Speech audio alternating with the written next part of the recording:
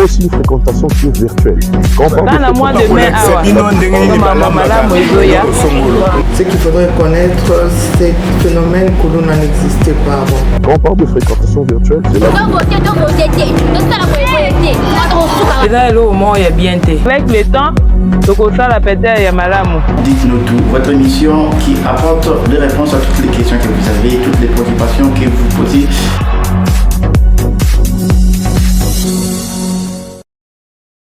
Salut à toutes et à tous, bienvenue dans Dites-nous tout, une émission qui apporte les réponses à toutes vos préoccupations. Une émission qui va toujours auprès de ceux qui ont des réponses pour éclairer certaines zones d'ombre par rapport à tout ce qui se passe comme actualité en RDC partout dans le monde. Aujourd'hui, nous allons évoquer une actualité qui a en tout cas embrasé l'internet, la toile en début de la semaine. C'est donc l'arrestation de M. Salomon Kalonda, conseiller spécial de Moïse Katumbi, qui a été comme ça enlevé, si on ne peut pas dire ça, il a été arrêté à l'aéroport international de Djila alors qu'il devait embarquer avec sa délégation vers Lubumbashi. Qu'est-ce qui s'est passé? Pourquoi est-ce que Salomon a été arrêté? Les internautes se sont expliqués, la population s'est expliquée, vous également les téléspectateurs, vous êtes mais qu'est-ce qui s'est passé? Pourquoi est-ce qu'il a été arrêté? Est-ce que cette arrestation était arbitraire? Mesdames et messieurs, j'ai le plaisir de recevoir pour vous Maître Dori Mukendi. Elle est avocate au barreau de Matete. Elle est également présidente de l'ASBEL, le défenseur de la vie humaine. Madame, bonjour. Bonjour monsieur. Ça va? Oui, ça va. Très bien, c'est toujours un honneur de recevoir les gens comme vous sur notre plateau, surtout pour l'avantage de nos téléspectateurs, parce que ça s'est dit, ça va dans tous les sens, qu'est-ce qui se passe. Mais avant d'entrer dans le vif du sujet, vous êtes fondatrice d'une ASBEL, des défenseurs de la vie humaine. Dites-nous-en, qu'est-ce qui se passe, sur quoi ça porte? Si, très ravi de faire votre rencontre et de passer à votre média. Ok. Défenseur de la vie humaine, en fait, nous avons pensé à la personne humaine pour dire que l'être humain est le centre de tout. Ok. C'est alors que nous avons pensé, pour garantir le droit de l'être humain et sa défense, nous avons créé cette structure de défenseur de la vie humaine. Alors, puisque tout ce qui va avec la vie humaine, nous avons tant de domaines qui touchent à la personne humaine, et étant aussi défenseurs de droit, nous savons que la règle de la vie humaine demande à ce qu'il y ait des normes et des principes à laquelle l'être humain est soumis. C'est alors que nous avons pensé aux défenseurs de la vie humaine, parce que nous avons constaté on a découvert une sorte de déséquilibre un peu judiciaire, disons, judiciaire ou extrajudiciaire, pour dire que certains se trouvent dans une situation d'inconfort, pour dire que le droit ou la justice est réservé pour une catégorie de personnes, alors que nous sommes tous les êtres humains et nous avons droit à la défense. Vraiment. Et partant de cette idée, je me suis dit, défenseur de la vie humaine, je sais que cette histoire a suscité un peu beaucoup de questions sur l'opinion, sur certaines personnes, pour dire mais pourquoi défenseur de la vie humaine? Je me suis dit l'être humain a besoin d'être défendu. Non seulement l'être humain, tout ce qui est vivable, nous avons même des animaux aussi, ce sont des êtres humains qui ont aussi besoin d'une défense. Alors, le défenseur de la vie humaine vient seulement mettre en confiance l'être humain pour lui dire que quelle que soit ta classe, ton niveau, ta personnalité, tu as besoin d'être défendu. Voilà. Comme le dit notre Constitution sur l'article 12, l'article 12 de la Constitution dit que tous les Congolais sont égaux et ont droit à une égale protection de loi. Alors pour dire que nous ne voulons pas discriminer qui que ce soit, nous sommes à la défense de tous les êtres humains. Très bien, maître. Alors, entrons tout de suite dans le vif du sujet. On parle de l'arrestation de Salomon Kalonda, conseiller spécial du président de l'Ensemble pour la République, Moïse Katumbi. On a tous vécu ce qui s'est passé, c'était le mardi 30 mai dernier, alors qu'il s'apprêtait à embarquer pour Lubumbashi avec toute la délégation. Il a été interpellé, manu militaire comme ça se dit, et les gens ont crié. Qu'est-ce qui s'est passé? Parce qu'il se trouve que déjà la communication officielle n'a pas été faite sur son arrestation. Qu'est-ce qui a suscité son arrestation? Il y a des gens qui disent qu'il y avait une instruction provenant certainement des services de renseignement militaire sous 10 ans et la victime portait l'arme. Ça veut dire qu'il était poursuivi de port illégal d'armes. C'est une information qu'on ne saura pas confirmer parce que les instances compétentes ne se sont pas prononcées quant à ça. Ici, nous allons juste aborder la procédure. Et j'aimerais poser cette question sur base de la loi. Vous êtes défenseuse des droits de l'homme, vous êtes juriste.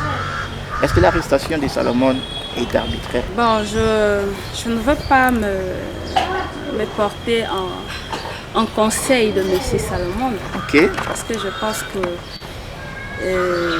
doit avoir des avocats qui sont... Oui, obligatoirement, ils sont déjà à l'œuvre. Oui, il y a des avocats qui sont habilités à répondre sur son arrestation. Ok.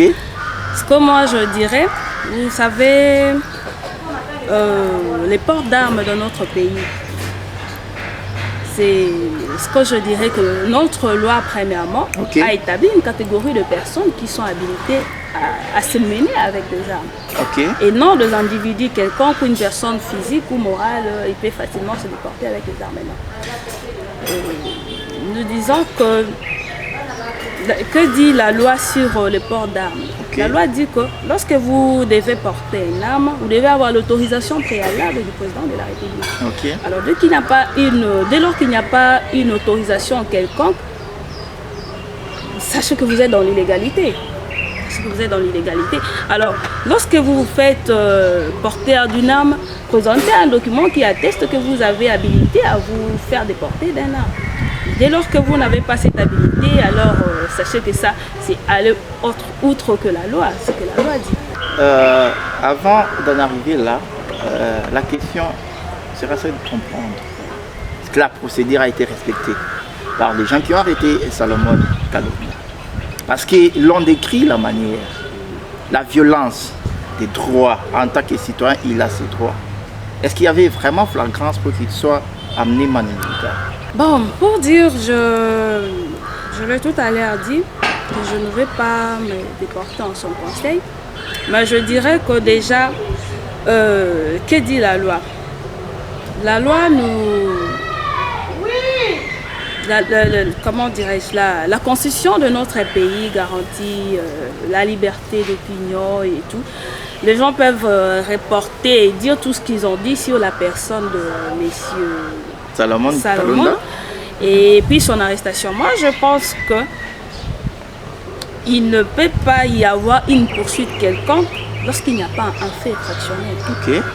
Alors, dès lors qu'on constate qu'il y a un fait infractionnel, disons, on peut tout de suite mettre la main sur la personne. Tout ce qu'on a constaté sur M. Salomon, je pense qu'il a le droit d'être défendu et de présenter ses prétentions sur son arrestation. Je pense que c'est ce que l'opinion doit savoir sur son arrestation, parce que les gens peuvent interpréter les choses sans en avoir connaissance. Alors il faut automatiquement que la personne, parce que la Constitution nous dit que lorsqu'une personne est interpellée, il doit être automatiquement informé de son arrestation. Je pense qu'il a été informé de son arrestation, pourquoi il a été poursuivi, et il a en fait connu ce qu'il pouvait rencontrer, disons, et que l'opinion cesse de s'acharner plutôt à son coin politique pour dire que parce qu'il est opposant, et c'est alors qu'il subit ces contraintes. Non, je dirais que en étant tous Congolais, comme je vous l'ai dit au départ, on est tous égaux devant la loi. Mais lorsque vous commettez un acte contraire à la loi, vous devez quand même subir le regard de la justice. Je vais lire les tweets d'Augustin Matata Pogno, juste après l'arrestation de Salomon. Il écrit: je viens d'apprendre que Salomon Idi Kalonda, l'un des collaborateurs les plus proches de Moïse Katumbi, vient d'être enlevé en plein aéroport de Kinshasa par des hommes en tenue civile, par un pick-up double cabine. Je proteste contre ce type de dictature et réclame sa libération. Moïse Katumbi, l'arrestation arbitraire et illégale de mon conseiller spécial Salomon Kalonda à l'aéroport de Njili est un enlèvement crapuleux. Aucune base juridique fin de l'état de droit. Que lui reproche-t-on? Où a-t-il été amené? Les autorités doivent s'expliquer et les libérer. Deli Sesanga. L'enlèvement des acteurs politiques pour les réduire au silence est une pratique condamnable propre aux dictatures. Après l'enlèvement de mon collaborateur Omelonga Lentz, détenu depuis plus de 30 jours à l'ANER, je déplore celui de Salomon Kalonda aujourd'hui à l'aéro de Njili. Martin Fayoulou, l'arrestation brutale et illégale de Salomon Kalonda est une illustration de plus de la dérive dictatoriale en cours en RDC. Le rétrécissement des libertés publiques et l'arbitraire ramènent notre pays en arrière. Nous assistons au signe avant-coureur d'un régime sur sa fin. Voilà ici les réactions des 4 cadres de l'opposition congolaise qui ont tous, comme je le disais, insisté sur un mot qui a vraiment attiré mon attention, c'est l'enlèvement. Donc pour eux, la procédure n'a pas été respectée dans ce cas. Qu'est-ce que vous en dites? Bon, vous savez, comment dirais-je, nous sommes sans ignorer ce que la loi dit, notre constitution, parce que moi j'aimerais plus que nous restons dans notre loi fondamentale qui est premièrement la constitution. Okay. L'article 67, son alinéa premier dit que nul n'est censé ignorer la loi. Okay. Et aussi je voudrais tirer un peu l'attention de notre population, parce que vous savez, les gens ont toujours tendance à interpréter les choses et à dire certaines choses sans en avoir la connaissance ou la maîtrise. Okay. C'est pourquoi nous avons toujours conseillé, et c'est au moins aussi, c'est aussi une lutte plutôt que je suis en train de mener avec les défenseurs de la vie humaine, à faire comprendre un peu la population, à avoir quand même l'intérêt de lire la Constitution. Très bien. Vous savez, quand vous lisez la Constitution, vous avez quand même une réponse à chaque situation en fait. Okay. Mais dès lors que vous n'avez pas connaissance de ces documents qui est votre guide, votre défense, vous voyez un peu ça laisse dans beaucoup d'incertitudes. Alors moi je ne suis ni du côté de l'opposition ni de la majorité, je suis indépendante en tout cas. Les allégations de ces 4 acteurs politiques n'engagent que eux, parce que vous savez que ce sont des opposants. Je vais revenir sur cette question après. Maintenant, je vais d'abord aborder la série de réactions. Parce que nous avons suivi les réactions des 4 cadres de l'opposition qui se sont plaints par rapport à ce qui s'est passé. Je vais maintenant jeter un coup d'œil sur ce qu'avait dit le porte-parole du gouvernement par rapport au comportement de ces leaders de l'opposition. Patrick Mouya avait également sur son compte Twitter réagi en ces mots: les piliers de la stratégie de l'opposition, discréditer les processus électoraux, se victimiser, diaboliser. Vous ne pouvez pas prétendre être des démocrates et ne pas respecter les règles. Voilà. Ça veut dire que les leaders de l'opposition ont choisi la voie de la victimisation. C'est vrai, est-ce que vous le confirmez? Vous savez que nous sommes dans une phase électorale, disons, et que ce que moi j'ai compris avec nos politiques, ils ont souvent tendance à user de tous les coups. Tous les coups sont permis en politique. Ouais, tous les coups sont permis en politique. Donc, chacun se permet d'user de ce moyen de défense Ok. pour dire, bon, j'aurais entendu aussi certains dire de ce régime dictatorial et tout. Effectivement. Mais bon, vous savez, moi j'ai toujours dit avec l'État congolais, par moment la dictature pour l'État congolais, il en faut en tout cas. Comment ça, mais Il en faut. Il en faut pourquoi? Parce que nous ne voulons pas au fait amener notre pays au développement. Ok. Vous savez que dans cette phase, le Congo a besoin de toutes les forces. Nous avons besoin de toutes les forces. En rapport avec ce qui se passe à l'Est, la Ouais, sécurité. nous n'avons pas besoin d'être divisés parce que nous avons besoin de réunir nos forces pour donner un avenir meilleur à notre pays. Mais dès lors que nous nous mettons encore en nous entretuer, nous ne donnons pas le développement de notre pays. On les déplore aussi. La majorité des politiciens sont des professeurs d'université, ils sont docteurs. La majorité sont des praticiens des droits, comme vous, ils enseignent les droits aux universités. Mais qu'est-ce qui se passe pour qu'ils ne soient pas capables d'interpréter convenablement la Constitution si elle ne joue pas en leur faveur? Il y a ceux qui sont du bon côté du droit qui appliquent le droit. Il peut y avoir des faux billets et des faux billets aussi. Très cette phrase, hein? On peut avoir les faux et les vrais billets. Ça veut dire dans le même sac qu'on peut avoir les oranges pourris et les bonnes oranges, mais la conséquence c'est que les faux billets vont toujours l'emporter. C'est un virus qui va finir par infecter la masse, d'où on doit combattre les antivaleurs. Si on revient sur ce qu'on disait, avec les réactions de nos cadres de l'opposition, j'ai une petite question. Est-ce que quand on est opposant en RDC, bon, on ne va pas dire en RDC parce que ça s'est fait aussi sous les autres cieux, est-ce que quand on est opposant, on jouit d'un certain privilège, d'une certaine immunité qui fait à ce qu'on devient intouchable? On peut s'attaquer entre guillemets au président de la République comme on veut, on peut se réveiller le 4 matin, dire aujourd'hui je vais faire une marche, donc on pense qu'on ne peut pas être contraint parce qu'on est opposant et surtout parce qu'on est candidat aspirant à la présidence de la République. Vous savez, l'état de droit, ce n'est pas se réveiller un bon matin, tenir des propos diffamatoires à l'égard du chef de l'État, d'un individu quelconque et dire que personne ne va m'inquiéter. Non. Mais lorsque vous vous levez, vous portez atteinte à la personne. C'est sûr que ce sont de faits fractionnels. Parce que l'article 16 de notre Constitution dit que la personne humaine est sacrée. Je ne peux pas me réveiller un bon matin comme ça, passer aux médias, commencer à dire de n'importe quoi sur le président de la République. Lorsqu'on parle des propos diffamatoires, lorsqu'on parle des propos diffamatoires, oui, il y a une poursuite pour cela.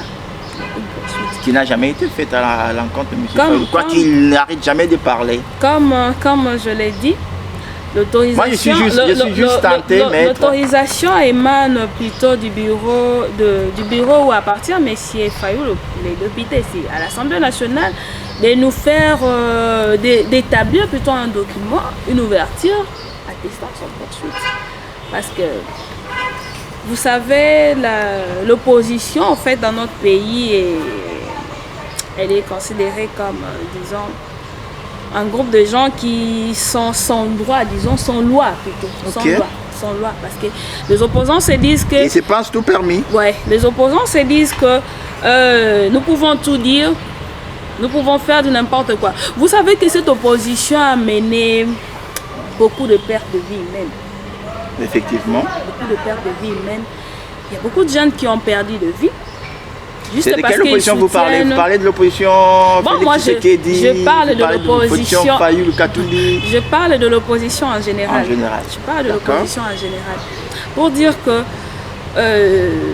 cette manière de faire de notre opposition ne mène pas le pays au développement. Une dernière question. On va revenir sur l'arrestation Salomon avec les réactions. Et je vais aborder une réaction faite par votre collègue, juriste et défenseur des droits de l'homme. Et je vais vous surprendre, je ne sais pas si ça sera une surprise, parce que lui, il a en tout cas réagi, pas différemment de ses opposants. Je vais dire son tweet. Jean-Claude Katende qui dit ce matin, j'ai encore raison de s'inquiéter. Je lis ce qu'il a dit. Hein. Ce matin, j'ai encore raison de s'inquiéter pour mon pays. L'enlèvement du conseiller de Moïse Katumbi à l'aéroport d'Intili par des individus non porteurs d'aucun mandat et dans les conditions qui ne respectent pas la dignité humaine montre que le Congo tend vers une jungle. Est-ce qu'il parle comme opposant dans le corps d'un opposant ou il parle comme un défenseur des droits de l'homme? Lorsque vous parlez, cette procédure serait comment il constate que le pays va dans le genre. Voilà. Je ne crois pas que ces mots peuvent sortir d'un juriste. Pourtant, il défend les droits de l'homme. Non, cela ne peut pas sortir d'un juriste parce que nous sommes défenseurs des droits de l'homme. Nous devons savoir quels propos tenir face à l'opinion qui nous fait confiance. Okay. Cette opinion que nous mettons en confiance parce qu'il s'est dit que soit il vit de l'usurpation de droit, de son droit de jouissance et tout.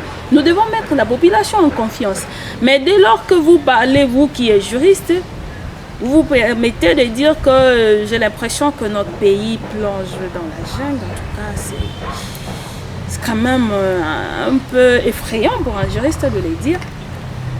Étant praticien du droit, avec toute connaissance de la jurisprudence et tout, je ne crois pas qu'un juriste pourrait dire que le pays s'est en train de plonger dans la jungle. Non.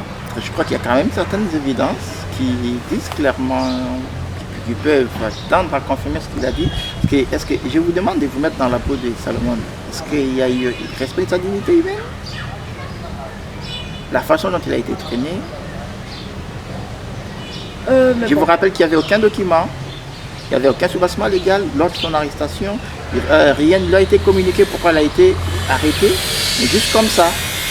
Vous ne sentez pas que sa dignité a été mise en mal? Je ne pense pas qu'il pouvait être arrêté sans document quelconque. Ok.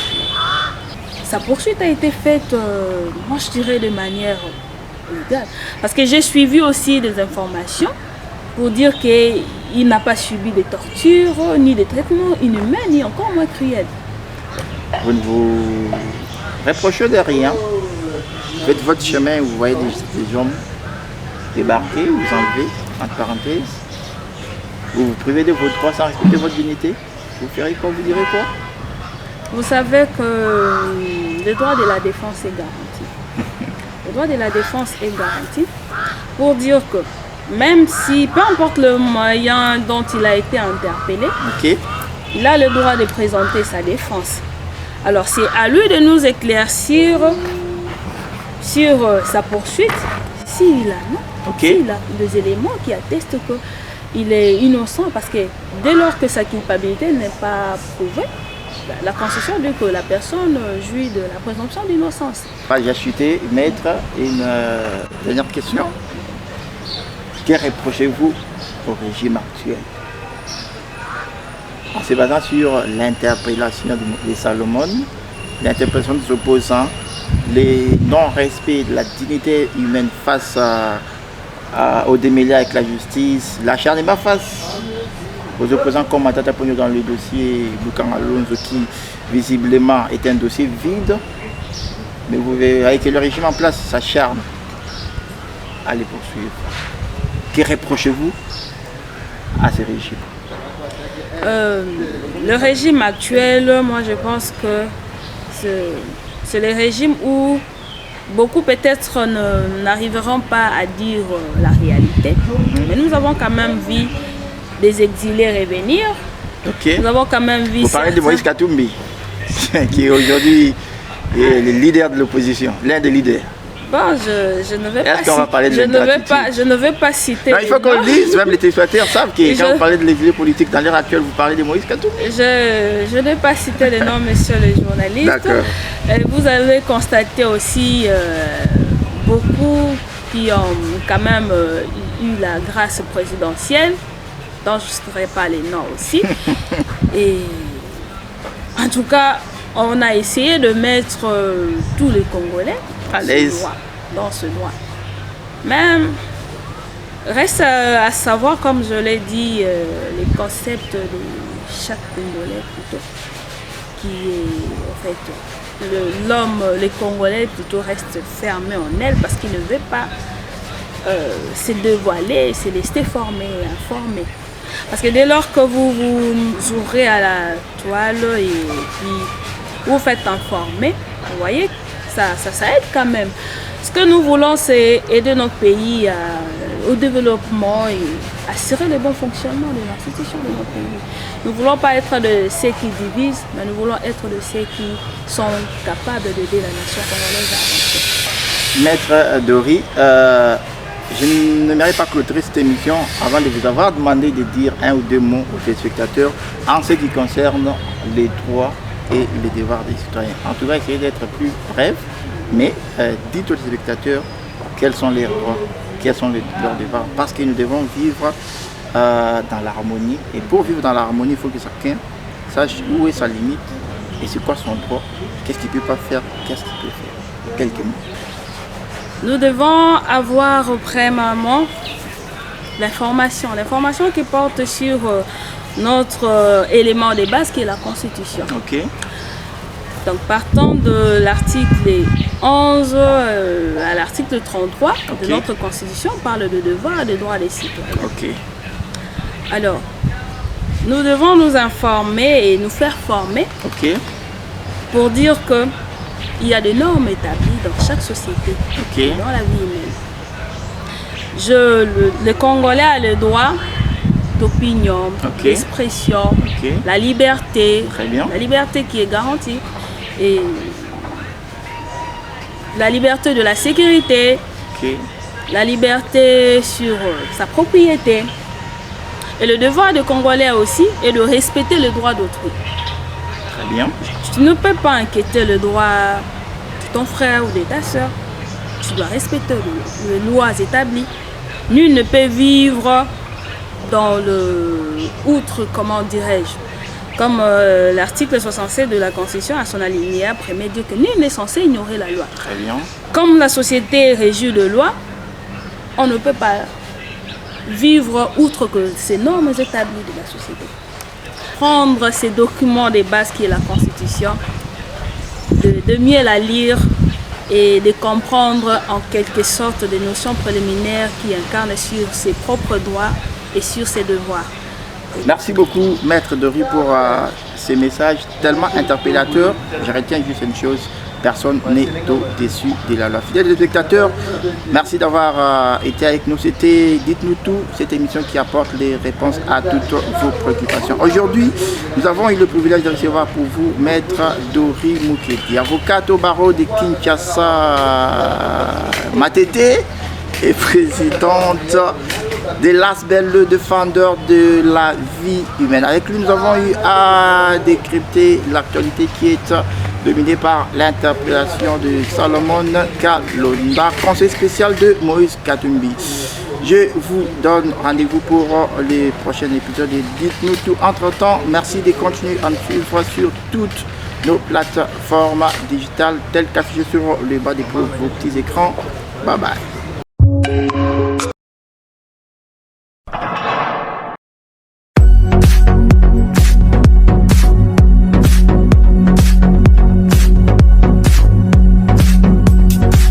Mais il y a aussi une fréquentation qui est virtuelle. Quand on parle Dans la mois de mai,